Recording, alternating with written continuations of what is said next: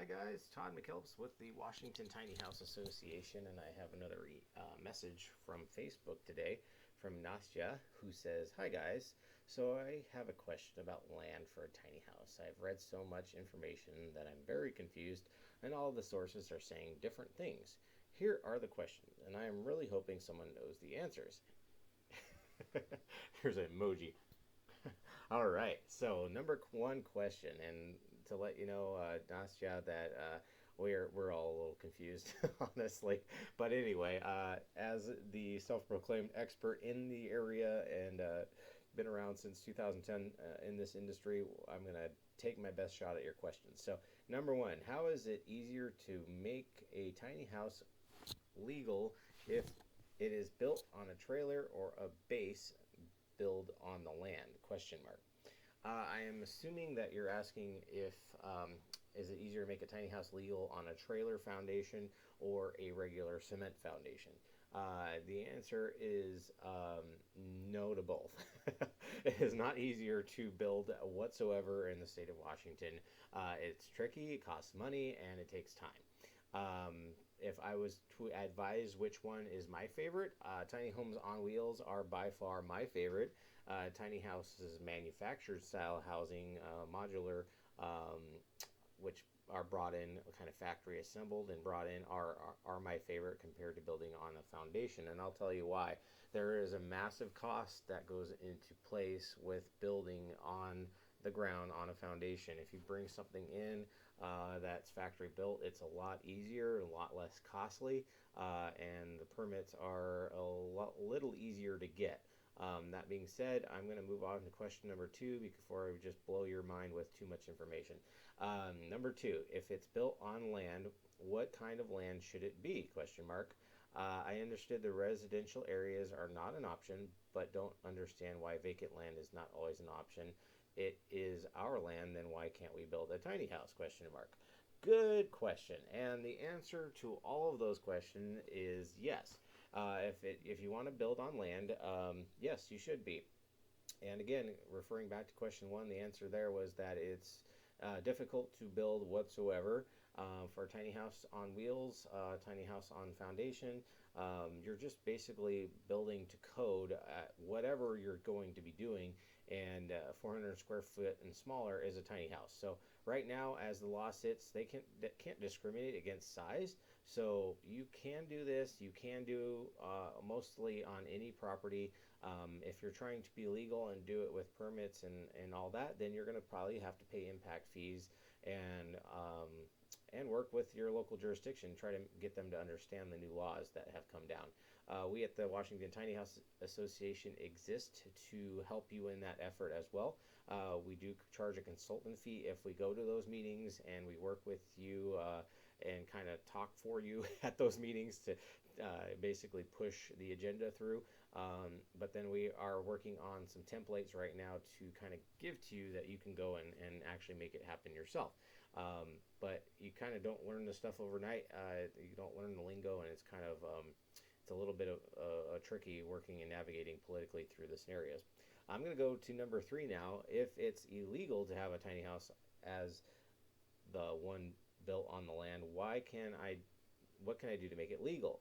How do I classify it when preparing the documents and planning the design so it make it work within the laws? Where do I find the laws? So if you type in tiny houses lni.org, you will find on Google the first page there. The first document will tell you what you cannot do, and how things need to be outlined and all that kind of stuff. So I'm going to put that link in this video link as well, and you'll have access to that where you find those rules and regulations on how to build. What is tiny houses on wheels trailer considered as? A mobile home, a trailer, or is it a trailer, or is it the same thing, something else? Sorry if I'm asking stupid questions. I'm very far off all the topics. Don't worry about that. So a tiny house on wheels is considered a factory built structure. So, like almost it's considered its own entity. So you have manufactured housing which is regulated by LNI. You have tiny houses on wheels, and then you have the RV industry, which is also regulated by LNI. So tiny houses are basically a structure that you're either building yourself, having a contractor build, or you're having it built by a factory built industry L&I approved facility, which I always recommend people doing because that way you're getting floor plans. You take to your local county, you say, this is what I bought. It says right on the documentation, this is a legal housing product in the state of Washington. It shows the RCWs. They have no, they can't really not approve it in incorporated areas. Cities may bulk at, and they make their own rules up sometimes so they can kind of do what they want. And there's no mandation that they have to do this. But they also don't want to discriminate because that makes them look really bad to those local jurisdictions. Um, to the press. So if you really had the effort and wanted to make a sneak of it, you could. The next question, number 5, our ideal plan would be to buy land, put a tiny house on it, and a little shed on it for now. Start building our future bigger home within the next 2 years. In that case, we claim the tiny house as a mother-in-law unit, which is going to be when the main house is done. But I guess it's not possible if the main house is the only building. Again, there is a massive loophole in most jurisdictions in the state of Washington that you are allowed to live in an RV, tiny home on wheels, anything in that scenario while you are building.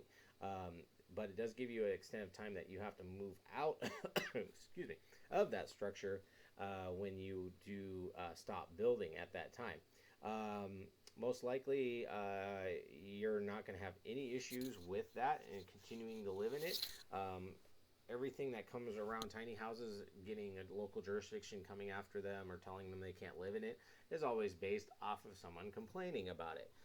So if you're building a house 3-10 years down the road, you're literally get your house done, and the neighbor is super close to you and starts getting irritated because you have tenants in your main house, or you're living in your main house, now you have tenants in your RV, or you have Airbnbers staying there or something, and they're making a ruckus one night. They can go to the local jurisdiction and make a complaint against you. The local jurisdiction now looks at it as a liability. What's going on here that's in their liability? What do they have in the code that says that this is not allowed? So they'll say, okay, you have an RV here, or you have a modular housing of some sort that's not permitted. We don't know what's going on, but we're going to give you a little letter that says, hey, based off a complaint, courtesy notice is here. We're saying that you can't have somebody living in this unit full time, and it releases their liability, but it actually isn't a legal notice to you, other than saying, hey, FYI, you can't do this, but we're not filing anything in court, we're not giving you a ticket. So local jurisdictions that we talked to have done this, have literally said, no, we're not going to tell you what you can or cannot do on your personal property. You have housing rights. You have legal rights to that property. That says we can't tell you what to do or can't do, but we have to reduce liability and say, warning, if this house burns down tomorrow and we didn't give you this notice because someone might be living there, we're saying that. So you can really plead the fifth on it and keep your mouth shut and almost do pretty much whatever you want to do within your legal rights to that property. Number 6, if we decide to wait with the land, where's the best way to legally park the tiny house? Specific grounds, RV grounds, backyard spots, question mark. So again, legal tiny houses, there's been ones that have been permitted for years. I've been finding out in the state of Washington, it just matters on what you were doing. I manage a mobile home park in Puyallup area in Washington. Excuse me. And we have 6 tiny houses here. We're going to have 8 here pretty soon. We're developing 12 tiny home spots specifically. We are a zone mobile home park, so we're allowed to have tiny homes in our community as well, without even the county even looking at us.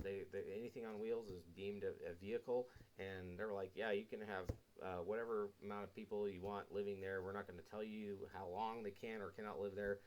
There's really no term length that the state of Washington has anymore because of case law that happened with homeless people, that they threw out everything with the 180-day RCW in the state of Washington. So right now the lawyers are basically saying if you have 2 or more people renting on your property, they have housing rights. So you can't even kick them out.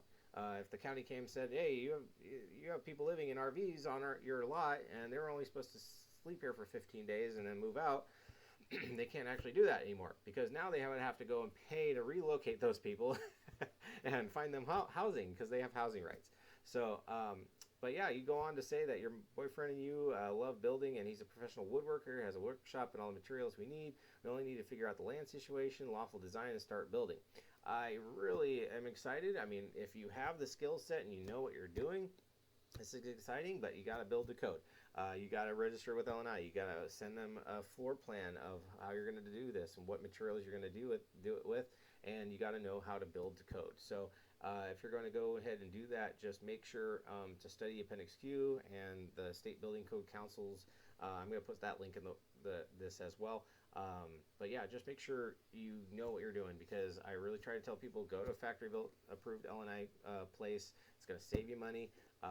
Yes, you're building it yourself, so if you build it yourself, you save money. So it's going to probably even out, but it might be more of a headache, because when you build it yourself, guess what you got to do?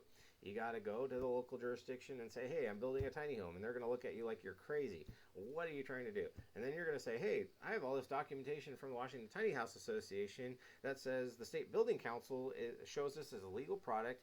Here's what it is and what's going to go on. They're going to be like, oh, wow, this is interesting. This is news to us, and I'm excited to help you out. Excuse me. And then they're going to be like, well, I got to talk to my boss because I didn't know about this. And so they're going to show it to their boss, and their boss is most likely going to say, oh, well, we can't make a decision on this right now because the planning department needs to look at it.